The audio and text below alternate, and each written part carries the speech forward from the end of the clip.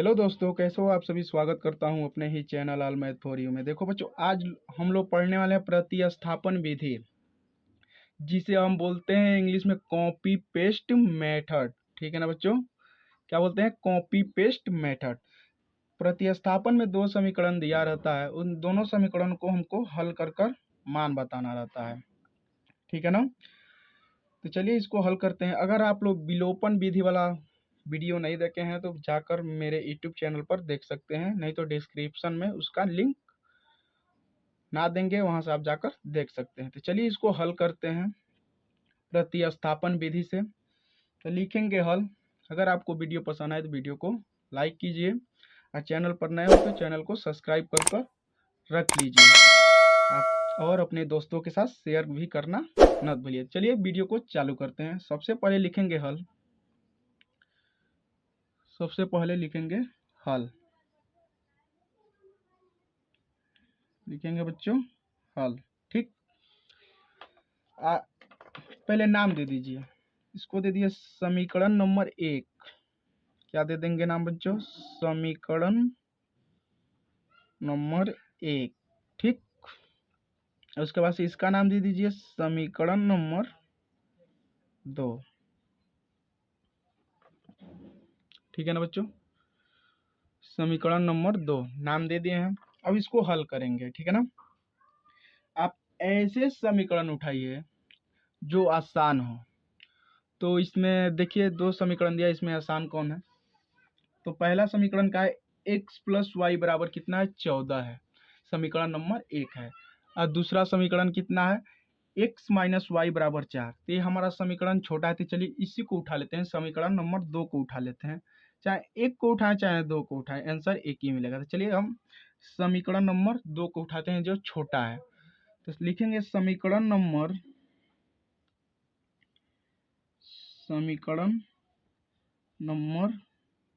2 से। ठीक है ना, इतना बात लिखेंगे समीकरण नंबर 2 से।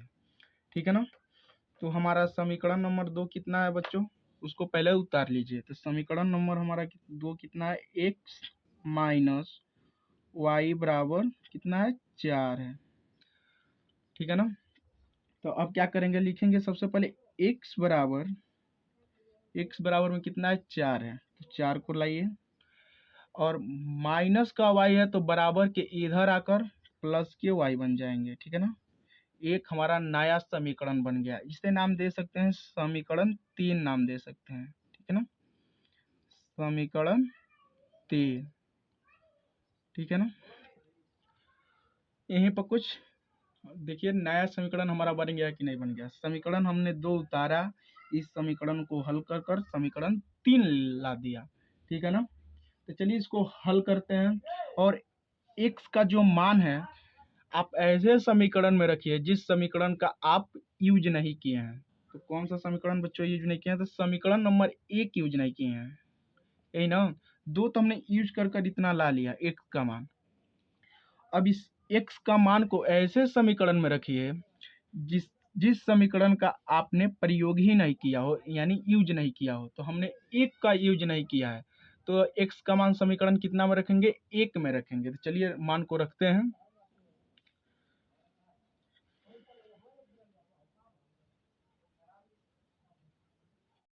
तो हमने उधर जगह उस पेज पर जगह नहीं, तो हमने इधर उतार दिया है समीकरण 3 जिससे हम प्राप्त किए हैं। इस समीकरण को मान को ऐसे समीकरण में रखेंगे जिस समीकरण को हमने यूज ही नहीं किया हो। तो हमने बताया था समीकरण 1 का यूज नहीं किया, तो उसी में रखेंगे। तो लिखेंगे x बराबर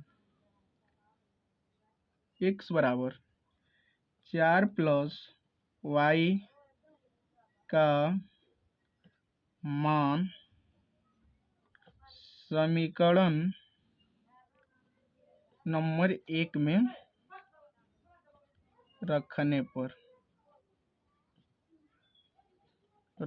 ठीक है ना, आप इतना लिखेंगे। ठीक है ना बच्चों, उसके बाद ये हमारा जो पहला समीकरण था वो कितना था उसको पहले उतार लीजिए। तो कितना था बच्चों? x प्लस वाई बराबर 14 था। अब इसी में हमको मान को रखना है, यानी पुट करना है मान को। ठीक है ना, तो चलिए इसको मान को रखते हैं और समीकरण को हल करते हैं। तो x का जो मान हमारा कितना है बच्चों, x का मान हमारा है 4 + y। तो x की जगह पर हम 4 + y रखेंगे, तो ब्रैकेट बनाकर रखेंगे, तो 4 + y, ठीक। उसके बाद से क्या है, प्लस का y है, अब बराबर में कितना है, 14 है, तो 14। अब इसको सॉल्व कर लीजिए, तो 4 है तो 4, प्लस का चिन्ह है तो प्लस का चिन्ह दे दीजिए। आई एक y और एक y जोड़ेंगे तो कितना हो जाएगा, 2y हो जाएगा, ठीक है ना। उसके बाद से बराबर में कितना है बच्चों, 14 है, तो 14 रख दीजिए, ठीक। अब इसको हल कीजिए,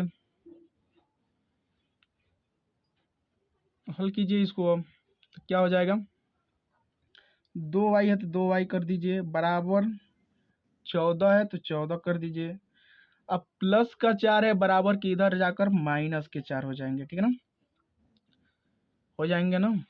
अब इसके बाद से अब इसको सॉल्व कर लीजिए, 2y है तो 2y, 14 में से 4 घटाइए, 14 में से 4 घटाएंगे तो कितना हो जाएगा बच्चों, 14 में से 4 घटाएंगे तो 10 हो जाएगा, 10 हो जाएगा।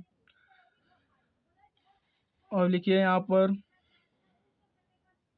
अब इसको सॉल्व कीजिए, तो y रहेगा बराबर में 10 है, और जो गुणा में नंबर दिया है वो भाग में चला आएगा, तो भाग में आ जाएगा। अब इसे काट दीजिए, 2 पच्चे कितना होगा, 10 होगा। तो हमारा y का मान कितना मिला,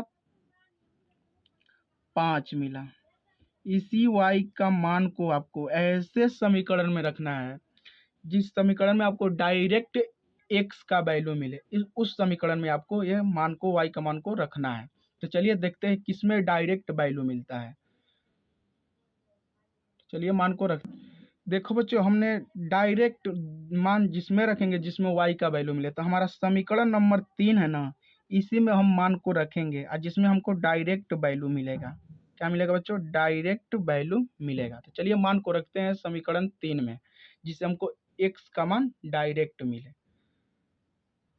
चलो बच्चों, y का मान रखते हैं समीकरण नंबर 3 में। तो समीकरण नंबर हमारा 3 कितना था बच्चों, तो हमारा था x बराबर 4, 4 ही न था,